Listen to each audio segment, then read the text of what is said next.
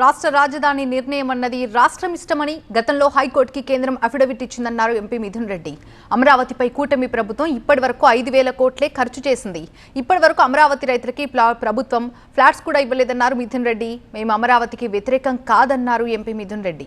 ఈ బిల్ ద్వారా రాష్ట్ర ప్రయోజనాలకు ఎలాంటి ఉపయోగం లేదన్నారు. కానీ ఈ తరహాలో బిల్ సరికాదన్నారు ఎంపీ మిథున్ రెడ్డి.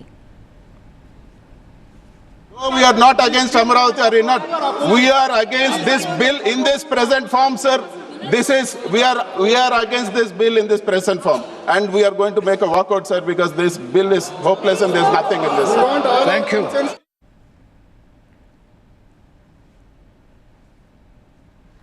ఒక రాష్ట్ర రాజధానికి చట్టబద్ధత కల్పించే బిల్ని పార్లమెంట్లో పెట్టడం దేశ చరిత్రలో ఇదే తొలిసారన్నారు ఎంపీ సీఎం రమేష్. ఏపీ రాజధానికి అమరావతిని సమర్థిస్తూ గతంలోనే బీజేపీ తీర్మానం చేసిందన్నారు. అమరావతిని నాశనం చేసేందుకు జగన్ ప్రయత్నించారన్నారు ఎంపీ సీఎం రమేష్. ఈ బిల్ ద్వారా ఇకపై ఎవరూ మూడు ముక్కలాట ఆడలేరన్నారు.